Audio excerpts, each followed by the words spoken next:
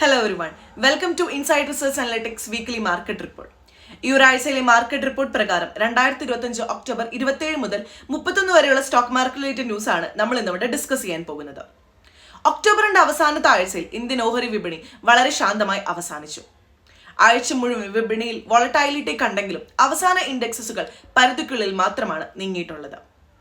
നിക്ഷേപകർ global ഇൻഡെക്സസും quarterly റിസൾട്ടും സൂക്ഷ്മമായി വിലയിരുത്തി. മുന്നേറിയപ്പോൾ ഐടിയും ഫാർമയുമാണ് വിപണിയെ താങ്ങി നിർത്തിയിട്ടുള്ളത്.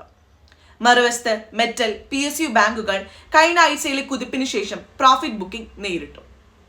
സെൻസസ് 0.87% താഴ്ന്ന് 83,938 ക്ലോസ് ചെയ്തു. നിഫ്റ്റി 50 0.65% താഴ്ന്ന് 25,722 ക്ലോസ് ചെയ്തു. ഇത് വിപണി ആകെപ്പാടെ ബാലൻസ് ചെയ്ത കാഴ്ചപ്പാടിൽ തുടരുന്നതാണ് സൂചിപ്പിക്കുന്നത്. ഗ്ലോബൽ മാർക്കറ്റുകൾ ഈ ഒരാഴ്ച മിക്സ്ഡ് പ്രകടനമാണ് കാഴ്ചവെച്ചത്. മിഡ് ക്യാപ് ഇൻഡെക്സ് 0.48% താഴ്ന്നപ്പോൾ സ്മോൾ ക്യാപ് ഇൻഡെക്സ് 0.39% ഇടിവുണ്ടായി. ഇതിലൂടെ നിക്ഷേപകർ സെലക്ടീവ് ബൈയിങ് നടത്തുന്നതായി കാണാം. ഉത്സവകാല ആവശ്യം കഴിഞ്ഞതോടെ ചില ഗ്ലോബൽ മേഖലയിൽ ആവശ്യം കുറവായി. എന്നാൽ വിപണിയിൽ പോസിറ്റീവ് സെന്റിമെന്റ് ഇപ്പോഴും നിലനിൽക്കുന്നുവെന്നതിന്റെ തെളിവാണ് ഇൻഡെക്സുകൾ നിലനിർത്തിയ ഈ ഒരു ചെറിയ നേട്ടം. ആഗോളതലത്തിൽ ഡോളർ ശക്തമായതോടെ ഇന്ത്യൻ രൂപയും ഡോളറിന് അഗെയിൻസ്റ്റ് ആയിട്ട് 88.70 എന്ന നിലയിൽ തുടരുകയാണ്. രൂപയുടെ ഈ ഒരു ചെറിയ മൂല്യനഷ്ടം വിദേശ നിക്ഷേപ പ്രവാഹങ്ങളെ ഭാഗികമായി ബാധിച്ചെങ്കിലും ആഭ്യന്തര നിക്ഷേപകരുടെ പിന്തുണ വിപണിയെ നിലനിർത്തിയിട്ടുണ്ട്. ഇനി നമ്മൾ മേഖലാടിസ്ഥാനത്തിൽ നോക്കുമ്പോൾ ഐടിയും ഫാർമയും ഈ ഒരാഴ്ചയുടെ ബെറ്റർ പെർഫോമൻസ് ആയിരുന്നു. ശക്തമായ രണ്ടാം ക്വാർട്ടർ ഫലങ്ങളും ഡിഫൻസീവ് നേച്ചറുള്ള ഈ ഒരു മേഖലയുടെ സുസ്ഥിരതയും നിക്ഷേപകർക്ക് ആത്മവിശ്വാസം നൽകിയിട്ടുണ്ട്. അതേസമയം മെറ്റൽ, PSU ബാങ്ക് മേഖലയിൽ കഴിഞ്ഞ ആഴ്ചയിലുള്ള വേഗത്തിലുള്ള കുതിപ്പിന് ശേഷം പ്രോഫിറ്റ് ബുക്കിംഗ് ആണ് ഉണ്ടായിട്ടുള്ളത്. FMCG മേഖലയിൽ വോളറ്റൈലിറ്റി കുറവായിരുന്നെങ്കിലും വില വർധനയും ഉൽപാദന ചെലവും കാരണം മാർജിനുകളിൽ സമ്മർദ്ദം ഇപ്പോഴും തുടരുകയാണ്. ഓട്ടോ മേഖലയിലും ഉത്സവകാല വിൽപ്പനകൾ അവസാനിച്ചതോടെ ഡിമാൻഡ് നോർമലൈസേഷൻ ഘട്ടത്തിലേക്ക് നീങ്ങുന്നത് നമുക്ക് കാണാൻ സാധിക്കും. ഇനി നമ്മൾ ഗ്ലോബൽ മാർക്കറ്റുകൾ നോക്കുമ്പോഴാകട്ടെ ഒരു മിക്സ്ഡ് ആയിട്ടുള്ള ക്ലോസിംഗ് ആണ് ഉണ്ടായിരുന്നത്.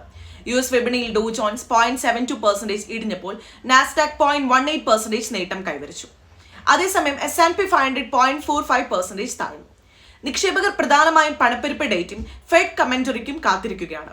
യൂറോപ്യൻ വിപണിയിൽ FTSE 100 ചെറുതായി ഉയർന്നപ്പോൾ ജർമ്മനിയിൽ ഡാക്സ് അല്പം താഴ്ന്നു.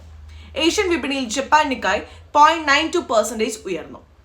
ഹാങ്സെങ് 0.35% നേട്ടം കൈവരിച്ചിട്ടുണ്ട്. ഇതോടെ ആഗോള നിക്ഷേപകർ ഇപ്പോഴും മിക്സ്ഡ് ഗ്ലോബൽ ക്യൂസ് അടിസ്ഥാനമാക്കി ജാഗ്രതയോടെ നീങ്ങുന്നുവെന്നാണ് ഇത് സൂചിപ്പിക്കുന്നത്. കമ്മോഡിറ്റി മാർക്കറ്റുകൾ നോക്കുമ്പോൾ ഈ ഒരാഴ്ച താൽക്കാലിക ഇടിവുകൾ രേഖപ്പെടുത്തിയിട്ടുണ്ട്.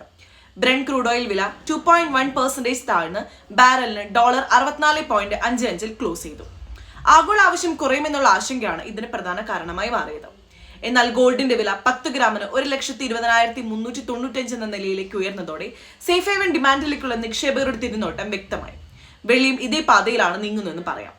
10 വർഷ കാലാവധിയുള്ള Indian government bond G-Sec yield 6.59% എന്ന നിലയിൽ തുടരുകയാണ്. അതായത് സാമ്പത്തികമായി വിപണി സ്ഥിരതയോടെ മുന്നേറുന്നുവെന്ന് ഇത് സൂചിപ്പിക്കുന്നു.